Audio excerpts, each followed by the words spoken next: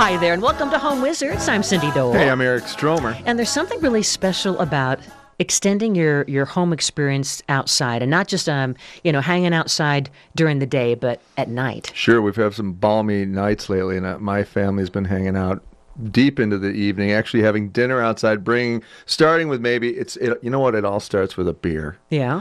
And then pretty soon you got your whole dinner out there, and then you're all out there till 10 at night. Making s'mores. Summer's maybe? here, for crying out loud, right? It's a lot of fun. And really, when you think about it, whether you have an apartment or a house, no matter what your space, a side yard, let's figure out ways, because part of the fun of being outside is connecting with nature, right? And organic elements around you. It's soothing, it's neat, the lighting and the fragrances. So how do we create that really neat outdoor dining experience that would make you feel like you're at a resort? Well, you want to feel like you're nestled in nature. Yes. Well, right? you're kind of nestled in nature at your place, aren't you? Yeah, I sure am. I've got some great little sort of vignette areas around in the backyard, which I find to be really nice. There's maybe 3 separate seating areas. There's the fire pit area.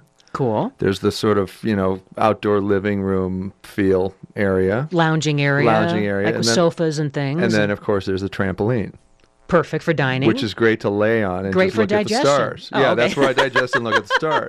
And I can slowly move up and down if I need to. But where are you eating, though? Don't you have a little bench area? Yeah, we have a picnic table area Okay. that sort of becomes a dining area with a bench seating situation. Then we pull up chairs from inside, and it works out pretty good. And, the kitschier in that situation, the better, because it wasn't, we didn't originally set out to have everything matchy-matchy just because we sort of acquired all this stuff.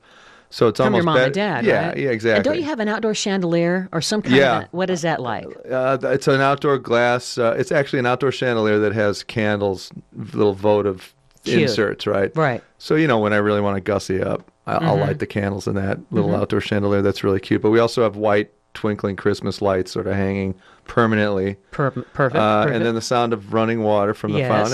It's great out there. It's beautiful. So here are some different ideas, because really the sky is the limit in terms of whether you have a patio or a porch or, a nice yard like Eric's describing. Let's figure out ways to create your outdoor ambiance, right? How about bamboo furniture that's kind of giving you that retro chic dining porch area, almost like a beach home? You've seen some of this furniture that might be, it might be kind of a metallic base, but you could coat it with white paint, right? Sure. That's the good news about any of the outdoor furniture.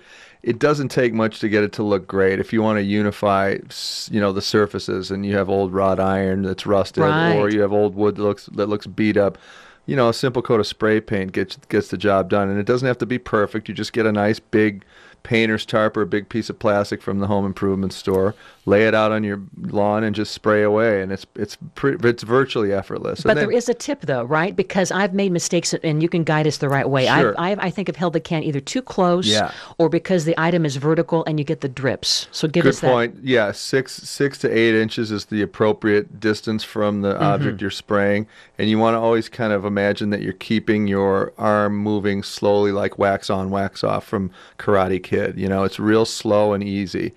And don't right? like shake your hand around as you're doing it. That's not doing anything for you. Just real slow, up and down, side to side, very methodical. Just follow the lines of whatever you're painting and make sure that you keep your distance, and don't spray something that's already been coated, because that's when the drips show up. And sometimes also I've had a tendency to either not only be too close and get the really thick drips, but like it's uneven. Yeah, and here's the most important thing. It's not going to happen in one coat, so you're going to do at least 2 to 3. But the good news is that it's such a fine mist that coat dries within 15 or 20 minutes. So and when it's fine, it won't drip. So you'll do a first coat, and it'll almost look like overspray, like I didn't get enough on the object. Right. But then 2 or 3 coats later, it looks perfect because it all unifies. So I think that's the thing to think about. 3 distinct coats. Don't rush it. Because we don't want to be in our outdoor dining experience looking down at the arm of our chair and go, drip. Nice spray paint job. Idiot. Yeah, nice job. Doesn't feel like a resort at all. No, it doesn't. Yeah, it feels like I've been tagged by some gangsters. Yeah, I don't want that at all. No. All right, so some other things that we could do. How about the whole idea of, let's say it's just you and your loved one, and you have this cozy little nook. Yeah. Have you seen the idea of getting one of these gazebos that you can find at a nursery? And we're talking about one of those wrought iron gazebos that fills the space, right, with the 4 corners. Great. It's airy. It just kind of gives you this this feeling of being in a room, but yet you're not with solid walls, right? Yeah, It's open. even though it is like a wrought iron look and Yeah. there's no cover or Right. roof to it, it just gives you that feeling that you're slightly enveloped. That you're cozy in a Yeah, nook. yeah, exactly. And then I you think could, that's it. and then from the inside, I mean, you could buy that. There's no, maybe there's some assembly required, but I mean, pretty easy. And then hang little, jars, mason jars with candles or any Sure. kind of decorative chandelier that you can. And then that really gives it that definition of being in your own little private room. Yeah, it almost looks like wrought iron framing of Yeah. of a construction of a house, and then you can use that to hang, like you said, those bird cages with plants coming out Neat. of them, or hummingbird feeders, or candles, or little Uh-huh. chandeliers with light sources, and then that the environment is sort of free floating around you. It's really pretty. And the idea, too, of making an outdoor rug. I mean, there's a lot of these outdoor rugs you can purchase at some of the stores. We have one. It's one of these type of fabrics where literally you hose it off, right? Sure. And it has a lot of really colorful designs. But you can also make something with, have you seen this done where you get basically marble tiles and cast concrete squares, and then you glue them, connect them to make it look like it's a tile rug. Oh, that's kind of cute. Yeah. And then fill in between, right, with some decomposed granite or something. Oh, that's good. Now, the decomposed granite's great, but don't forget, if you're close to an interior where you're going in and out, that messy. stuff will track on your Like shoes. pets and stuff, It'll and- it'll scratch the hardwood Uh-huh. inside. I had it in my last house. So maybe not. It looks great, but you want to make sure that you take your shoes off before you go in your home. Okay. Yeah. So we have to have the Asian fusion feel. Yes. You have to have the shoes off. Otherwise, that's not going to feel very relaxing at all to have the the gritty, sandy. Right. Plus, it's going to, like you say, ruin your floor. There's a little bit of maintenance to DG too, where you lay it out and then you have to use one of these drums to roll it and compress it and keep Oh. it flat and water it all the time. I'm not going to do it It's then. a lot. It's a little bit of work. Okay, we won't Yeah. do that. Yeah. Anyway, we have more ideas to really turn your outdoor space into something spectacular for this lovely season for outdoor dining, right? Eric Stromer, Cindy Dole, you're listening to Home Wizards. And the moon is the only. Welcome back. You're listening to Home Wizards. I'm Cindy Dole. Hey, I'm Eric Stromer. And I hope you're having a good summer so far. Thanks for hanging out with us. And while we are enjoying this lovely, warmer weather, hopefully wherever you are, it is gorgeous at nighttime. Why not find a way to set the mood so that when you're done with all of the work and the busyness of the week, you can have a nice meal outside. And just enjoy the breeze as Yeah. it's blowing into the trees. Last night was a really lovely experience we had out at an outdoor graduation, for my kids' school, and the wind was going through the trees, the perfect temperature, these beautiful emotional speeches that were occurring, and then my wife went home and had some delicious steak on the grill, and then passed out. Basically, like we were meat drunk, and it was glorious. Well, you guys work so And hard. it's just Come on. it's a simple night, exactly. But why not turn your outdoor area into a place where you don't necessarily have to clean everything up after the meal. Right. You walk away and then let the critters get it as you're sleeping soundly in bed. Wow. My asparagus was gone. Aw. I looked at my dog. Well, I you knew I shared. know she ate it. Well, now, one of the things that I love to set the mood is the candlelight. And I am so addicted to these battery-operated different kind of votive, not only votive, but lanterns. Yeah. And now they make them where they are not only battery operated with a nice orange glow that flickers, but there's a timer. Oh, So see, you- that's genius. So what you do is, and you can readjust the timer. It's just a little switch. They're battery operated, Yeah, yeah. okay, to like 2 AA batteries, and Right. it's a nice tall lantern. You can put, and it glows. It looks like a candle, and it flickers.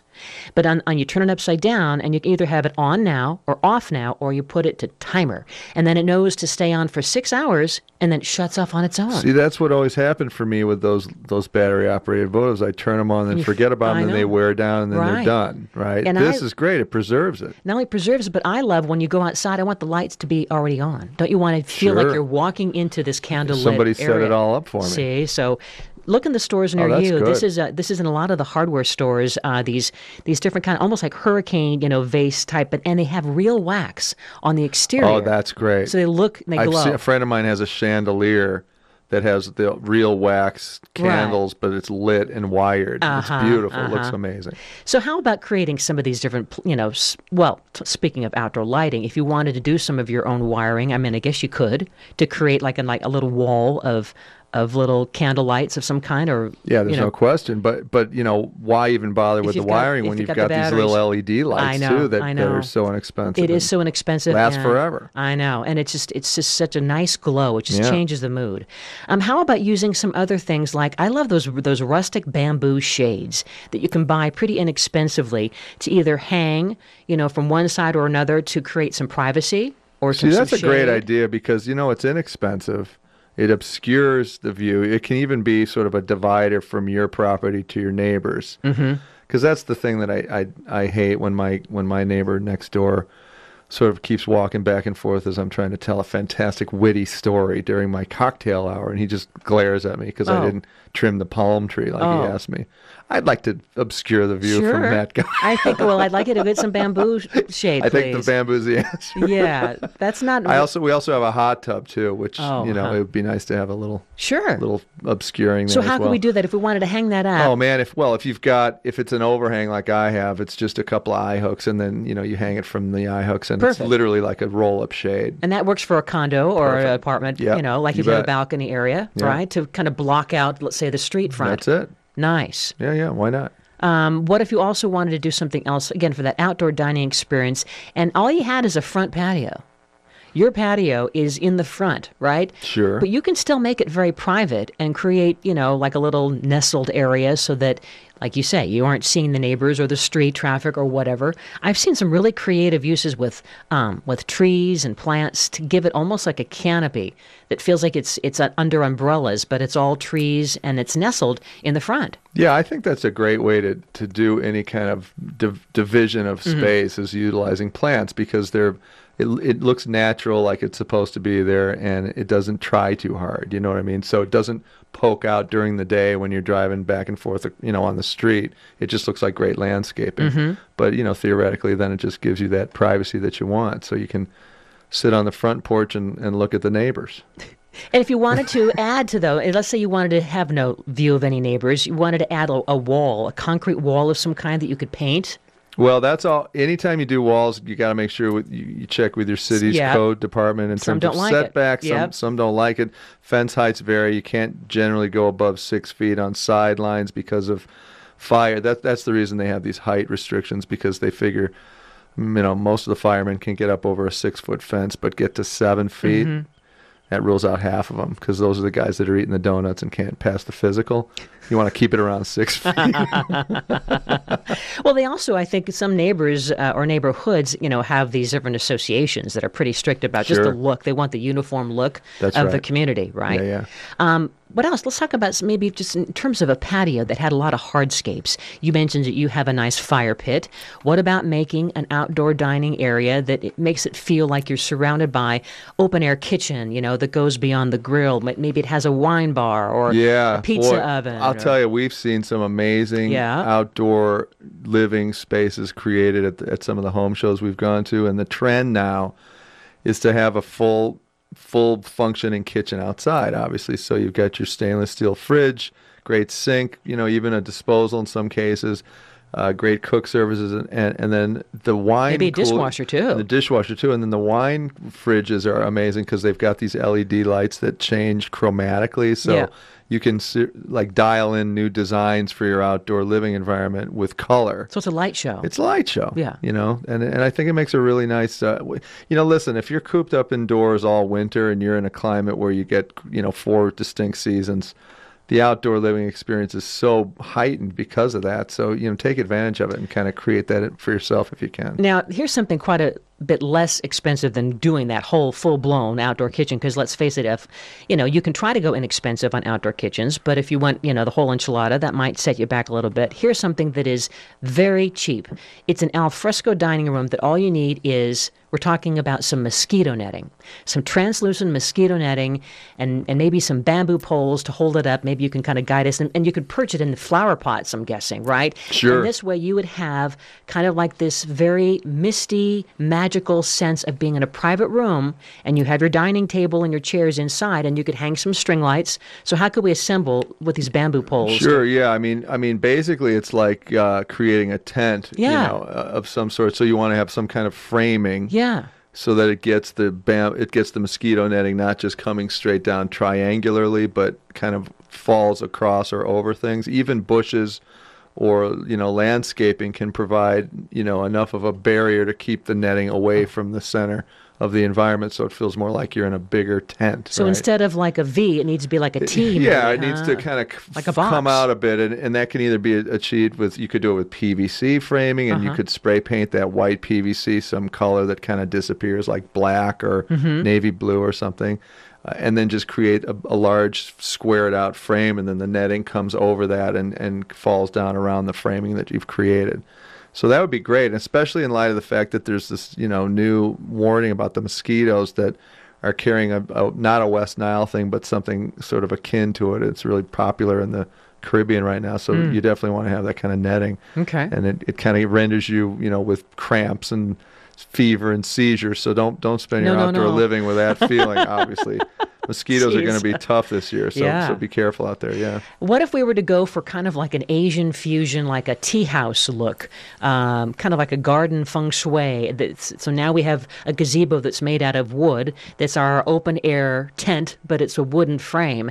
And now we have a little platform where, right there on top of the platform, we sit down and we have our little table. Sure, and our that's amazing. That would be like a little deck, a mini deck with a pergola over it. Yeah. And then the pergola again could act as the frame to keep the netting around it. Like and a store-bought pergola, right? Sure, yeah. Or you could either build it or have it built yourself. But the deck is an amazing thing because it gives you a stage for your outdoor living experience. And if you don't have the budget for it, there's so many great resources online to build it yourself. But keep in mind, building a deck is not a couple of day project. It's over the course of a few weeks. Unless we have you come by. Unless you have me come by, then of course it's just a ton of bacon and caffeine, and then you've never seen somebody work so hard. Yeah, but you definitely want to consider the deck because it gets everything above the floor. It's easy to clean. You can hose them off easily, and it just gives you and it really literally sets the stage for outdoor dining. I love it.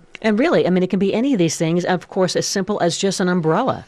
Sure. And now they sell a lot of the umbrellas that already come pre-lit with the love LED that. lights. Yeah, that's nice. All inside the umbrella and all around the perimeter. It's all about the lighting and the comfortable seating. It really is. It can be as inexpensive as you like. Yeah. Anyway, we have more fun ideas to share with you. Eric Stromer, Cindy Dole. In fact, that is Eric Stromer singing right now. We'll have more after this. Yeah, let's rock on.